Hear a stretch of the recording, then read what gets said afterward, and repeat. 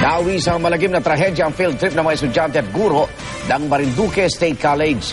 Namabangga ng sinasakyan nilang bus ang isang truck sa Tuba, Benguet.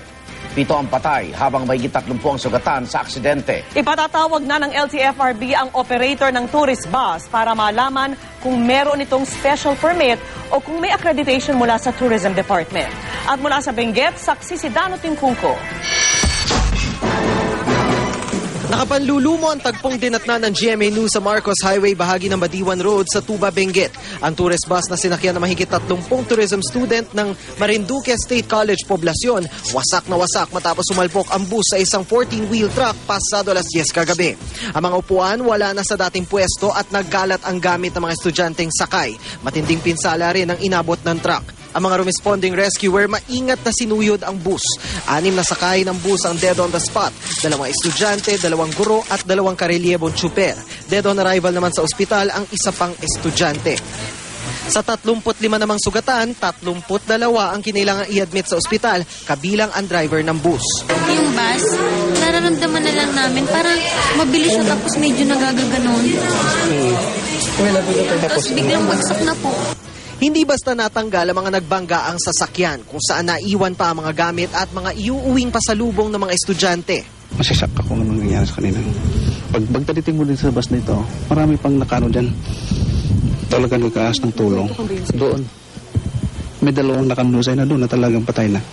Base sa investigasyon, pabalik na sana ng Maynila ang tourist bus mula sa last stop ng kanilang field trip sa Baguio nang makasalubong nito at makasalpukan sa isang blind curve o palikong kalsada ang trailer truck na paakyat naman ng Baguio.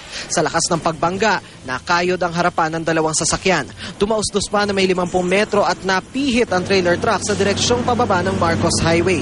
Pagpihit ng truck, tinamaan pa nito ang nakasunod na bus. Mabuti na lang at mabagal raw ang ikalawang bus at walang sakay. Akala ko hindi naabot sa akin. Nung sa pula, umikot niyan. Ayon sa isang nakatira malapit sa aksidente, may tila pagsabog silang narinig. Pagkatapos nakita nila mga wasak na sasakyan at mga sakay nitong nagmamadaling lumabas. Marami namang nagsilabasan na dyan sa bintana. Yung isang babae nga kuya, naputol yata yung kamay ko. Sabi niya, pakikwa mo nga, sabi niya sa akin. Kompleto naman ading.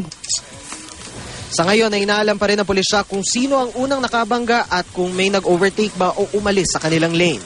Based on that situation, ma-assist mo na parang mabilis yung bumunggo, parang ganun. Marami namang factors na may kukonsider doon. Yun nga, yung bigat ng sasakyan, siguro yung bilis ng sasakyan, yung sitwasyon ng kalsada natin. Sa Baguio, nakilala ng GMA News si Gerald Lantoria, dekano ng Marinduque State College Poblacion at asawa ng namatay na gurong si Jenny Lantoria.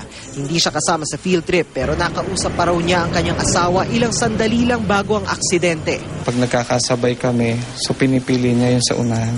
Talagang hindi ko matanggap. This is very untimely na marami pa kaming gagawin.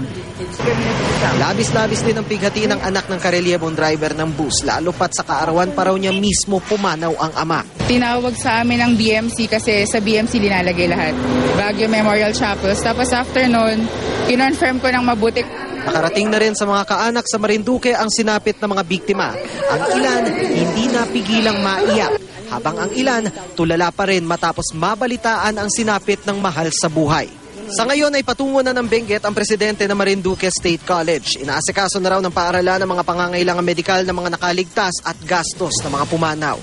Tinitiyak po naman ang pamunuan ng Marinduque State College sa pangunguna ng aming Pangulo, Dr. Romulo H. Malvar, ang aming kahandaang tugunan ang pangangailangan ng mga naging biktima at ng kanilang pamilya. Ipatatawag ng LTFRB ang operator ng aksidenteng bus para alamin kung may special permit ito papuntang Baguio, kung may accreditation mula sa Department of Tourism at kung may safety measures na ipinatupad sa pagbiyahe ng mga estudyante. Kung may pagkukulang, maaaring masuspende o mabawi ang prangkisa ng bus. Dapat may sapat din silang naging research, no? Kung yan ay area ng medyo bulubundukin or zigzag road. So dapat yan ay meron silang mapa mas mainam nga kung yung konduktor ay marunong din magmaneho. Para sa ganon ay sa long distance ng biyahe, meron din magiging kapalit. Mula rito sa Tuba Benguet, ako si Dan at Tingkong ko ang inyong saksi.